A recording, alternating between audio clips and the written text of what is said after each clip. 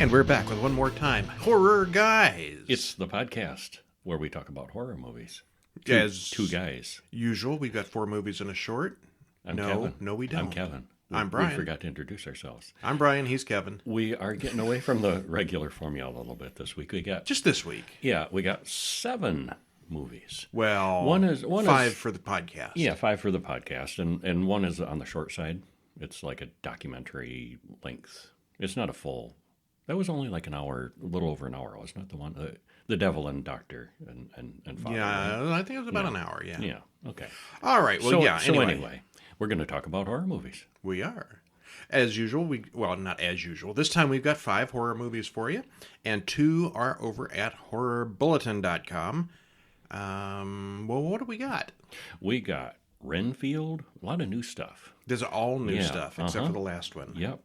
The Pope's Exorcist, Evil Dead Rise, Motion Detected, The Offering, Enys Men, and The Devil and Father Amorth. Sounds like a good lineup. Yeah, it was. And yet these are It was an entertaining week. All of these are 2023 movies, so we're not going to spoil them to death. No. We'll just get you some introduction and some commentary on these. But if you want to see the full thing, you can check it out on the website. HorrorGuys.com or HorrorBulletin.com has the full text of spoilery synopses for all of them. You betcha. What's up first? Well, No. he doesn't do that in the movie. He doesn't do that. Yeah. Anyway, we've got Renfield, Pope's Exorcist, Evil Dead Rise, Motion Detected, The Offering, Enys Men, and The Devil and Father Amorth. Now, before we get into it, Enys Men It's spelled funny. is spelled E-N-Y-S. We had to look up how you say it. It is not an American film. Yes. And it is, I'm not sure where you see it now. I've forgotten where we watched it. And The Devil and Father Amorth, those 2 are at horrorbulletin.com. You're going to have to go there to read the text. We're not going to talk about those here. But we did like both of them, basically. Mm-hmm. The Devil and Father Amorth is based on the real man. It's a real documentary. It's not a horror movie. We get to see the real guy that the Pope's Exorcist was based on. Yeah. And he looks nothing at all like Russell Crowe. Russell Crowe. And in real life, there was a lot less blood and violence than in the movie. There is a recording on the documentary. It's a video of him doing an actual real exorcism, and it's not terribly exciting. It was kind of underwhelming. It was, yes. Yeah. No pee vomit or anything like that. It's nothing like in the movies. Yeah. Okay, and if you go over to HorrorGuysShop.com, you can pick up a free copy of Horror Bulletin monthly issue number 20 there. Cool. If you've heard us talking about these things every month, well, here's your chance to try one for free. And issue 21 should be out within the next week. So, yay, all the stuff from this month's in it. Yeah.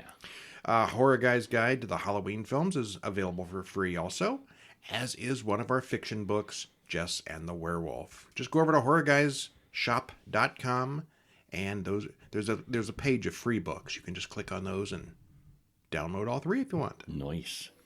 Or you can order them from Amazon or wherever as paperbacks. But free is good. Free is good.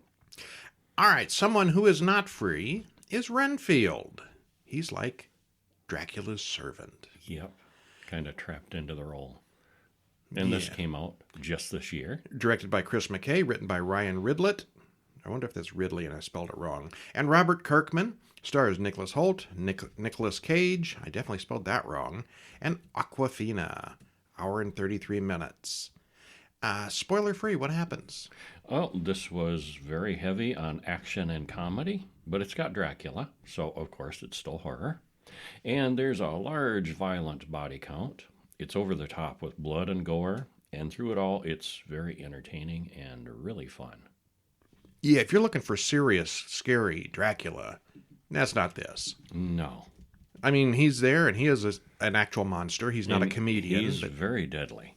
Actually, I thought Nick Cage was the best part of this. He was a hoot in this. He was, definitely. Yeah, and I thought that he had real good moments here and there, too. You know, besides showing the monster side of Dracula, showing how savvy he is on manipulating people and the seduction of, handling people and He's controlling hundreds of years people. old. He's been doing He's this had for a some while. experience, yeah. But I thought that was really well handled. There's some quiet moments, where he's manipulating, and he's good at it. Yeah, it's well written, and Nick Cage does a good job at it. Yep. Yeah. Well, we open on Robert Montague Renfield, and he loves that middle name. Sitting in a support group. You've seen the trailer probably. It's that scene. And it's the Dependent Relationship Anonymous group. You think that's a real thing? Oh, probably something along those lines is, yeah. Well, there's really people trapped in those kinds of situations. Yeah. Yeah? Yeah. Well, we cut back to the 1931 Dracula movie, only now we have Nick Cage and Nicholas Hoult in the black and white roles. And this is Renfield coming in on the stairway, and you see Dracula up on the stairs. It's a very iconic scene from the original Dracula. And they do it perfectly. It's gritty and grainy and black and white. Mm-hmm. And Bela Lugosi looks identical to Nick Cage. Yeah. I was amazed at how close they looked in some scenes. Mm-hmm. Yeah. And they really don't look alike. No. They do here sometimes. Well, to us, he relays his role as the familiar of the Prince of Darkness. This is Renfield talking. And he says that he can get superpowers from eating bugs, and he uses those to assist Dracula. We get a scene that shows Dracula is pretty hard to kill. Oh, yeah. It's always up to Renfield, though, to clean up the mess and set up their lives after the vampire hunters do their things. So if you've seen the trailers, most of that comes from this opening scene. It's a group of vampire hunters trying to get him. Yeah. And Renfield makes a choice and sticks with Dracula. Oh, yeah. Yeah. So that was 1931, and most of the movie takes place today, where the leader of the group session asks Renfield to share his situation. It's all very supportive and wonderful, and Renfield takes down the names of the people who hurt the people in the support group. So he gets rid of their monsters by giving Mine what he needs. So he's got this group of people who are abused, so he writes down the abusers and feeds them to Dracula. A win-win. Caitlin complains about her boyfriend Mitch. The next scene has Renfield take on Mitch, his friends, and the assassin sent to kill Mitch. It's a kind of comedy of errors, and we see that Renfield is very hard to kill, especially when he's supercharged on bugs. And he carries a little tin along with him where he keeps a supply. Yeah, and in 1931, the original, Renfield ate bugs because he thought it gave him life. Mm-hmm. In reality, he was just insane. But here it kind of works. Yeah, uh-huh. Well, Chris and Rebecca Quincy are two cops at a drunk driving checkpoint, and they arrest Tedward Lobo, the assassin's boss, and a major drug dealer. He's soon released by shady lawyers. Rebecca's sister Kate is with the FBI, and she wants revenge on the Lobos for the death of their father. Ted's mother, on the other hand, is a bit of a monster herself. Renfield tries to talk Dracula into settling down, so they don't have to run and rebase so often. Dracula reminds Renfield that his job is relatively simple. Bring him bodies. And he wants some good bodies this time. He's sick of the riffraff. He wants some virgin cheerleaders, and he's got this want list of what he's really craving. And of course, then Renfield sees a whole bus full of cheerleaders, and I forget one of the other things. He rattles off a few other things but too. They're all available. And they're all at this club, and he's like kind of rolling his eyes. Yeah. Okay, so basically the gist of the movie is Renfield wants out of Dracula's control, and it's not that simple. No, and it gets more complicated with the gang getting involved. There's bad guys, and there's cops, and there's lots of stuff going on here. Yeah. Okay, well, it's obviously more of a comedy than a horror film, but it's got Dracula, and it's a good Dracula, so it's here. Nick Cage is awesome here. Obviously, he's hammy and over the top because it's Nick Cage. Because it's Nick Cage, yeah. But it's still great. I mean, who wouldn't be over the top if they were Dracula? His weird Romanian accent comes and goes from scene to scene, but that's probably forgivable given how many years he's been living among the British and Americans. Yeah, that makes sense. Yeah, oh yeah. He wouldn't be talking like a Romanian almost 100 years later. Right, yeah. But I would be totally up for a remake of the 1931 version with Cage and Holt. That'd but only if it's in black and white. Yeah. Let's take that opening scene and expand it a on bunch. That. Yeah, that'd be awesome. All right, well, the gang and the corrupt cop stuff was kind of hit and miss, but the story needed someone to get between Renfield and Dracula. And it uses most of the Dracula tropes, and it's a lot of fun. It's not perfect, but it was definitely worthwhile. Very entertaining. We liked it, absolutely. Let's get some Okay, exercise. We should exercise more, don't you think? well, who are we going to get to teach us these exercises? The Pope's exorcisist. The Pope's sexorcist? No, the Pope's exorcisist. Exorciser, like, okay. The Pope's Exorcist from 2023, directed by Julius Avery, written by Michael Petroni, Evan Spilotopoulos, and R. Dean McCreary. Stars Russell Crowe, Daniel Zovato, and Alex Esso. Hour and 43 minutes. Spoiler free. It's inspired by true events and based on a real man. We've seen the documentary. It really is. Yeah. But to say they bumped up the drama, action, and horror is an understatement. This is Hollywood. Yeah. The acting is fine in all the roles, and the effects and the makeup are excellent. Some viewers might think it was a little long and stretched out, but others might be good with the pacing. And if you remember The Exorcist from 1973, all that stuff with the demon and the Max von Sydow as the old exorcist didn't show up until like the last half hour of the movie. The Exorcist is kind of stretched out and slow too, if you want to look at it that way. A little bit. Nobody says that though. Yeah. And in the documentary, they mentioned that too, that was inspired by true events and a true case. And yeah.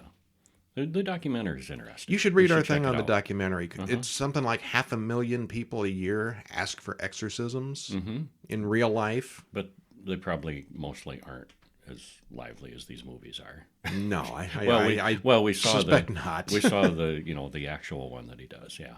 But he's just Father Amorth, the real Father Amorth, just comes across as a quiet, gentle man living a quiet, gentle life.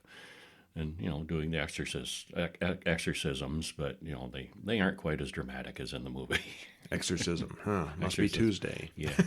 All right. Well, what happens in this Hollywoodized version of it? Well, June 4th, 1987, in Italy, Father Gabriel Amorth arrives in the village to investigate a report on a man's possession. He goes in to see the man, and he is kind of a mess, tied to the bed. And they have a brief conversation, and the father tricks the demon into possessing a pig instead. And then the farmer blows the pig away with a shotgun, much to the surprise of the junior priest standing next to it. Splat. Yeah, credits roll.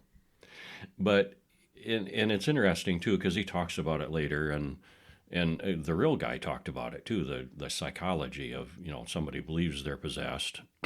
Well, this guy, he doesn't think was a real demon or real possession, but he went through this, and by doing this, the guy thought that he was cured, and it Kind of helped a him. psychosomatic placebo kind of thing. And he became better after that. I have taken the demon out of you. Oh yes, I feel much better now. Yeah, put it in the pig and then kill the pig, and hey, I'm cured. But then there was these real cases supposedly. In July 1st, 1987, Castile, Spain. Mother Julia and children Amy and Henry are Americans moving there, and none of them seem too thrilled with the plan. They meet Father Esquivel and Carlos, who are locals.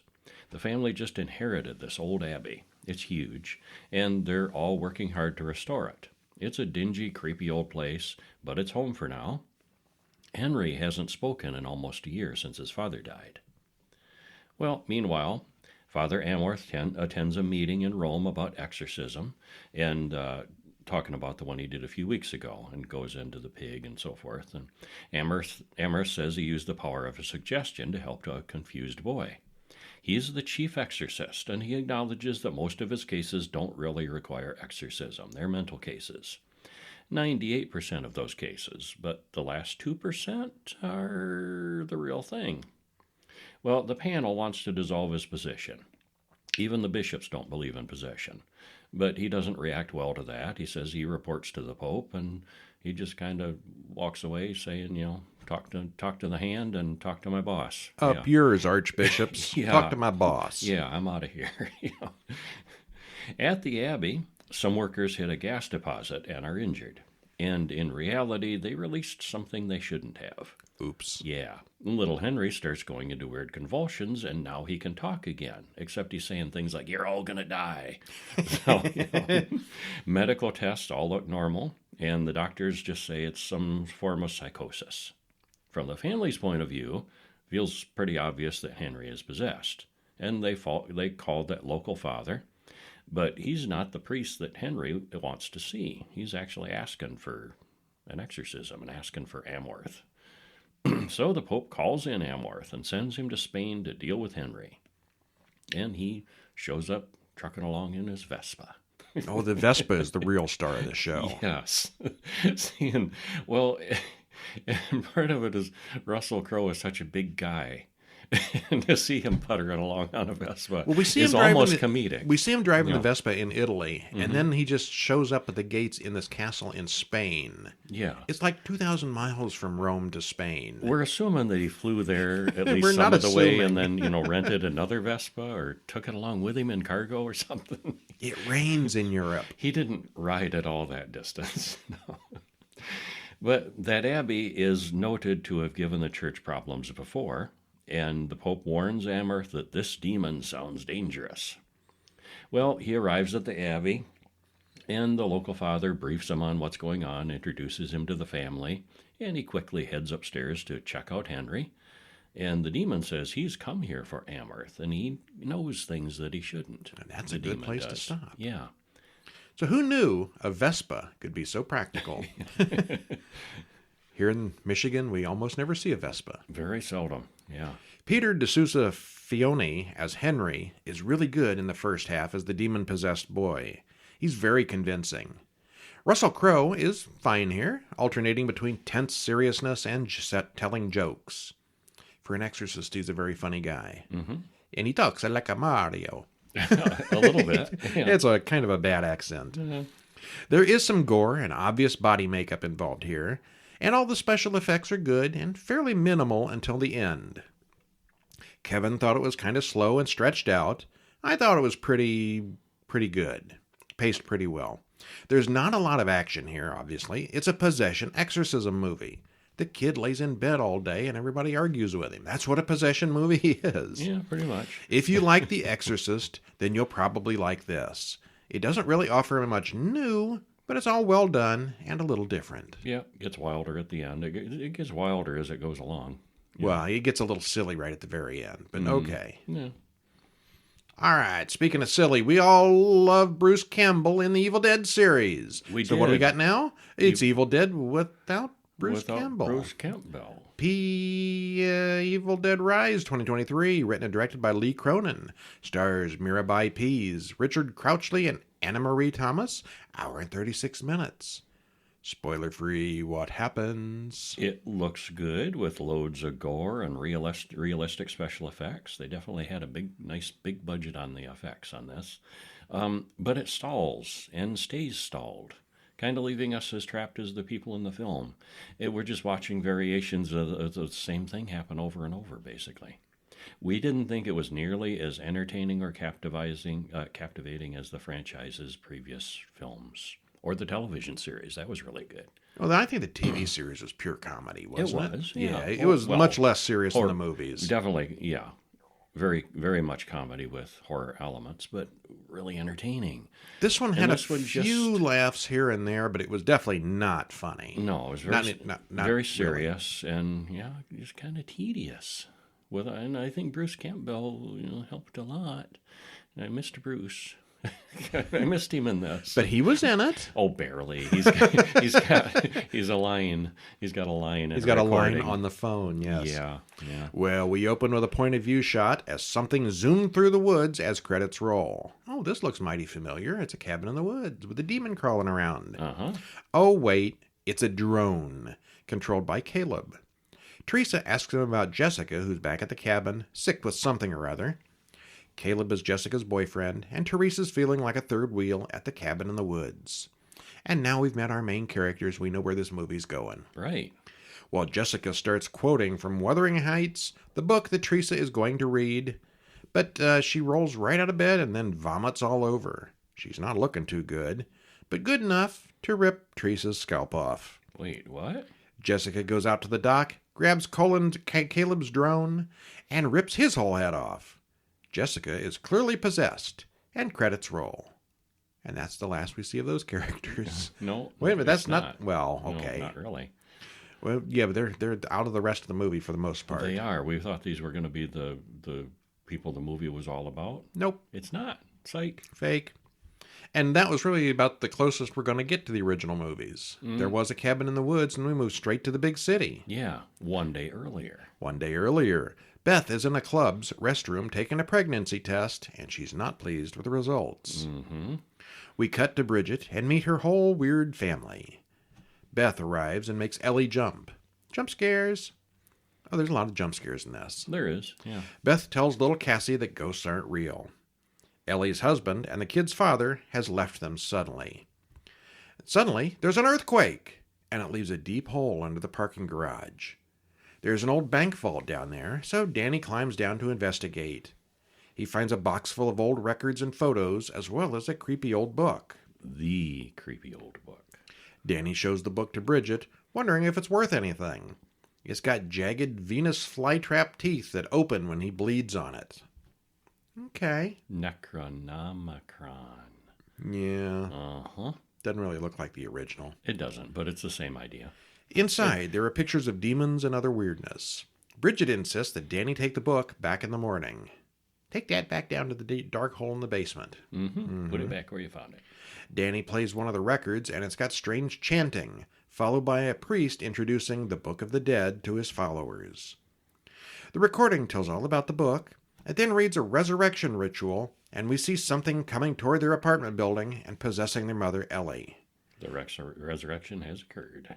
And somewhere on that recording, it's you kind of hear Bruce Campbell saying, "It's a demon, put it away," or something like that. Yep, something along those lines. And that's his big contribution. That's his part in the He movie. literally phoned it in. Could have, yeah.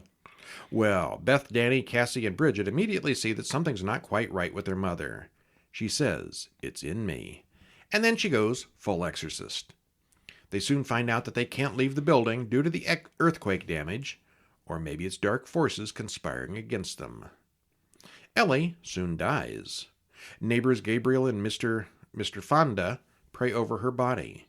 Then she gets up, not dead anymore, but clearly not quite human either. Well, she bites out Gabriel's eyes and makes neighbor Jake choke on it. Mr. Fonda shoots Ellie, but that barely slows her down, and she kills him too. Oh my. And that is basically the entire movie. She goes from one place to another, killing various people. And the demon, And that's it. kills various people, and Yeah. possessing various people, spreading from person to person. I mean, what we talked about is barely a half an hour in. If you've seen the previous movies, you know how hard the demon is to kill, because you kill the vessel and it just goes to another body kind of thing. Yeah. Yeah. Well, it's got the demonic point of view shots and the Book of the Dead from the previous films, but that's really about the only connection to the previous Evil Dead movies. If you look into the trivia, there are several homages and callbacks to other films, but they're so subtle that you probably won't actually notice them in the film itself. I didn't notice much of them. I didn't either, yeah. The makeup and gore effects are absolutely great. That said, we were honestly bored through most of it. I mean, if you don't watch many horror movies, it's probably fine. But there's no mystery here. Ellie gets possessed right away and spends the rest of the film trying to kill her trapped family. It's just a matter of watching one battle after another until it's over. I guess it's an okay action movie if you're a kid, but if you're looking for plot, any kind of plot, it's not there. Yeah, it's the demon. It's gonna win, and It's well made and looks good, but it's awfully bland and doesn't even begin to approach the quality of its predecessors. My rating is meh. It was okay. Yeah. People rave about it online, and there was so much advertising. Yeah, there's a lot of raving. I don't rave over it. I didn't hate it, but it wasn't good. Just middling. Yeah. What's next? Motion detected, kind of a indie-ish level sort of thing, but superbly, I thought. Written and directed by Justin Gallagher and Sam Rosime. Stars Bob Clendenin, Roland Buck III, Caitlin McMullen, and Natasha Eska. Hour and 20 minutes. Spoiler free. It mashes up a few ideas that have been explored before, and it does a nice job with it. There's Ghost in the Machine and an evil eye meets mental illness. Evil AI. Did I say Evil eye? eye. Evil AI. Yeah. Meets mental illness and isolation. This was a cast and a crew with relatively little previous work under their belts, and it was really a win overall. Yeah. Thought they did a really nice job with it. And the question is it just an AI or is there more going on? Yeah, I think there's got to be more going on. I think it's a mix. I think maybe a supernatural force is, able to use the AI as a tool to manifest itself somewhat. The filmmakers couldn't quite decide which way they wanted to go. But it's never fully explained, which I thought was interesting. Yeah. Well, a girl sleeps in her bed, and the door opens, revealing a strange red blinking light. She goes outside to play and sees the window of her house glitch like in the Matrix. The smart house detects the little girl walking around inside, and then the girl gets sucked into the red light, and the smart house says, all clear. Empty house now. Well, later on, the realtor shows a young couple the house, and it's really nice. Yeah, it is. The previous tenant just sort of vanished for some reason. Yeah, so it's fully decorated and furnished. Ava and Miguel like the place, but she wants a place in the gated community. Their house in Mexico City was supposed to be safe. That didn't work out so well for her. We don't know the details yet, but we will find out later. Mm-hmm. The realtor overhears that, so she kind of overhears everything they says on her phone. Yeah. So she shows them... She's tapped into the security system where which there's hears cameras all over the house, cameras and speakers. Yeah. Yeah, she overhears her concerns and then shows them the security system, and they agree to take the place, and then they all leave. The realtor gets ready to leave, but the security system says there's still someone on the third floor. The system won't allow her to leave, and she gets a little creeped out. We then watch newspaper headlines about a serial killer as the credits roll. All right, so it's a house with a security system. Mm-hmm. Almost as soon as they enter the new house, Miguel has to fly back to Mexico City for business. And I was thinking all along he's going to have an affair out there, and it didn't happen. No. That wasn't where this was going. No, he's a sincerely good guy. He'll be gone for a week, and Ava doesn't feel safe in the house alone. But he assures her it's a safe neighborhood, plus there's that nice security system. Once he leaves, Ava explores the whole house. That night, she can't figure out how to turn the stupid alarm on. The next morning, the guy from Diablo Controls arrives. He's the alarm technician and shows her how to set up a passcode. He sets up her phone to sync with the system, and he says that it's all controlled by an AI that watches and learns her patterns. He mentions that the neighborhood is super quiet and nothing ever happens here anyway. So, when she goes to bed, we see that the house watches everything. We then see something glitchy on the security footage, almost like a ghost coming up the steps. Ava wakes up and checks it out, but the system says, all clear. We should leave there. Things devolve from that point, yes. Yes. So it's Paranormal Activity meets Margot. Mm-hmm. And she's had some past trauma, and there's a therapist that she reaches out to, so she's had some past issues. So there's, and here she's alone in this new city and new house, and, so there's the question of, she's questioning her sanity. But there's definitely weird stuff going on, too. It's, I thought it was really well done. Yeah. Yeah. It builds really nicely. Is mostly just one character alone in the house, slowly going insane. Maybe. The set is perfect and the cinematography is excellent. The special effects are appropriate and the acting is good too. It starts to drag just a little when the man calls her about his own house. There's somebody else with that kind of security system, but it doesn't drag too badly. The story isn't especially innovative or new, but it's well executed and entertaining, and I think we both recommend it. Yeah, I liked it a lot. Yeah. Well, what's next? An interesting movie called The Offering from 2023 also. Directed by Oliver Park, written by Hank Hoffman and Jonathan Younger, stars Nick Blood. Could you have a better name for a horror movie? Such an awesome name. Who are you? I'm Nick Blood. Also Emily Wiseman, Paul Kaye, and Alan Corduner. Hour and 33 minutes. Spoiler free. Who read the last one? Oh, I'll read this one. Okay. Yeah. Spoiler free. It's a well-made... Did you mean I'll read the Whose turn is it? Yeah. Go ahead. It's a well-made movie in every way, and it was entertaining. But much of it just didn't feel like anything we haven't seen before. Just sort of repackaged. Kinda. But hey, you remember that movie, The Exorcist? Yeah. What And if they were all Jews? and remember other, it kept reminding me of other things I'd seen, demonic things and other movies. And A lot of the folk horror type yeah, things, too, yeah. yeah. But they did such a nice job with it, though. It was good, I was yeah. really entertained. Yeah. Again, nothing terribly original here, but it was well done. We enjoyed it. Yeah, thoroughly. We open at a house with "Don't Feed It" painted on several of the walls. Yosiel, is that pronounced? Is I that think. Yosiel? An old Jewish man kills a chicken and spreads its ashes in a big circle. An old woman comes in and tells him to stop. He reads in Hebrew as the unseen demon makes noise all around him. And then a young girl comes in and says he knows what happens when she doesn't feed. He says he'll never feed her again. So apparently this is the demon taking the form of a little girl.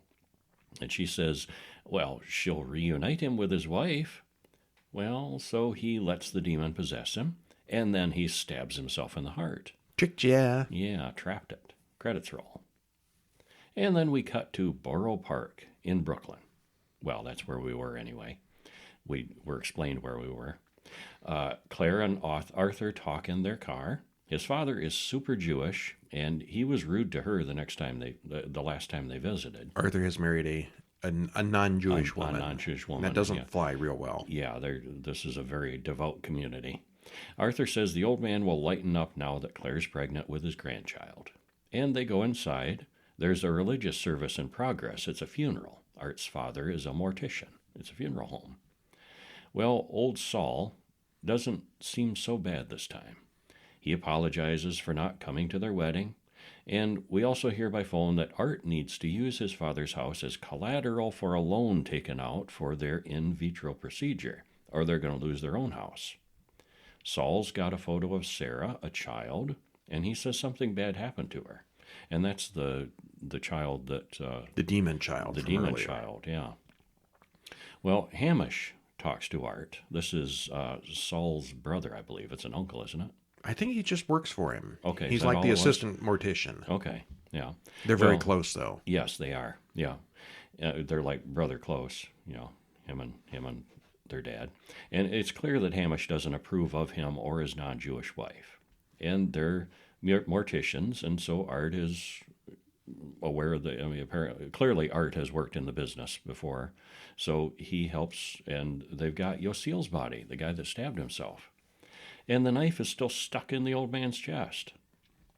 Hamish warns Saul that Art probably came home because he wants something. He doesn't trust Art. Now, right then, they're in the mortician's funeral home, and the dead man is laying in there on a body bag with a knife stuck in his chest. And I'm saying, that's not how this works. I don't think it is. It isn't. And later on, it's explained that they haven't done the police report. This is not appropriate. Yeah. And they should all know this at this point, but yeah. they don't seem too weirded out about it. They're not doing anything shady, but this isn't the way this is supposed to go. Yeah, they kind of took him directly there without going through the police or reporting it or anything. But that goes badly. Yeah. They should have done it by procedure. Because Art pulls out the knife and breaks the amulet that the old man is wearing. And the lights flicker for a minute, and Art gets really jumpy. Saul comes back in and finishes with the body himself. He sees the writing on the knife, realizes that something is up, but it's too late. We should probably stop there. Something got out. Yeah. Well, we already saw the something, actually, yeah. Yeah, it was trapped, and now it's a problem again. Yeah. And it gradually builds and becomes more of a problem. Yes. All right, well, the creature in this one is very effective. It's sort of like a Jewish version of the autopsy of Jane Doe and The Exorcist. Yeah. There's a lot of loud noise jump scares in this, which is kind of lazy, but the sets and the cast are excellent. Mm-hmm. It's a basic possession movie, but this time with a more Jewish angle. Well, and it's a demon that eats children. It's more of a creature, too. Okay, yeah. It's not just a straight-up possession. Uh-huh. It's interesting and good, but again, there's not too much new here. All right, and that is it for the movies we're going to talk about mostly. And then we watched one called Enys Men, which you can read the reviews over at horrorbulletin.com. Spoiler-free. It's actually pronounced Enys Men. It's spelled... Ew, how it's British. Spelled funny. Yeah, well, Welsh. Welsh. Oh, that's even worse. I think it's Welsh, yeah. But it's only got 4 letters. It can't be a Welsh word. It's Cornish. Okay. Cornish for Stone Island. Yeah. Enys Main. Enys Men. There's very little dialogue in this movie. It's one person alone on an island for the most part. Mostly, yeah. One woman there to study plants, and things get weird. It does. Yeah, yes. and it's beautiful to look at. It's very, very quiet, and This is one of those ones you're either going to love it or you're going to think it's the most boring thing since Skinamarink. I think so.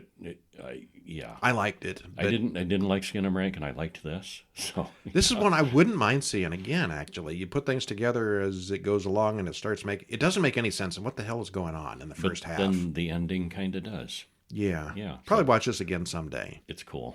And then we already talked about The Devil and Father Amorth, a documentary from 2017 that talks about the real life Father Amorth, the guy that the Pope's Exorcist was based on. And again, he's a real guy who's a real exorcist. He really is the Pope's exorcist, and he does. Well, he was. He's He's dead away now, yeah. Uh-huh. Yeah. And he really did do real exorcisms. Mm-hmm. And we get to see one of them. Whether you believe in that stuff or not, he did, and he did them. And the documentary is definitely slanted. Oh, yeah. It's a slanted documentary. It's not skeptical. Yeah, he It's definitely directed- slants it in the direction of that this is real. Directed and hosted by William Friedkin, the guy who made the Exorcist movie. And he definitely pushes you toward this is all real. Mm-hmm. But you can judge it yourself. It doesn't get too preachy. And he does talk to, I mean, besides the Father Amorth stuff, he does talk to some physicians, brain specialists and things to get their take on it. So that very interesting. Yeah. Yeah. All right. Well, let's see. That is it for this week. You can check all these things out at horrorguys.com or horrorbulletin.com. And tune in next week where we're going to have 4 movies and a short for you. Nice. Let's see. What are we going to have? Oh, yeah. Last week we got stuck in the 80s. Mm-hmm. This week we did all new films. Next week we're going to be a trip to the 90s. more specific. No. No? We're going to take our DeLorean and go 88. Specifically 1988. 1988 all around. That was a heck of a year for horror movies. I hear that it was. Pumpkinhead, the original Child's Play, The Serpent and the Rainbow, Waxwork. Then there were 2 more. What were the 2 bonus films? I looked this up real quick. Demons? No. Okay. One moment. I'm going to horrorbulletin.com so I can see what we put on there. Nightmare on Elm Street Part 3, The Dream Warriors. Oh, right. The one that a lot of people seem to think maybe the best of the series. It was cool. And Friday the 13th, Part VII, also known as Jason, which one? Oh, The New Blood, Part 7, Jason the New Blood. It was a year of telepathy and mental stuff. Yeah, well, They the were Dream trying to- Warriors had a bunch of psychic kids that could get into each other's dreams, and Friday the 13th, it had one also. I has think a one psychic came out girl. before the other, and there was some copying going on. Maybe a little. Yeah. Let's spice this up with some psychic stuff. Yeah. All right, so yeah, that's our night. All 6 of those films were from 1988. So yeah, that was a good year for horror. Yes, it was. All right, well, I'm Brian. And I'm Kevin. We'll see you next week. See ya.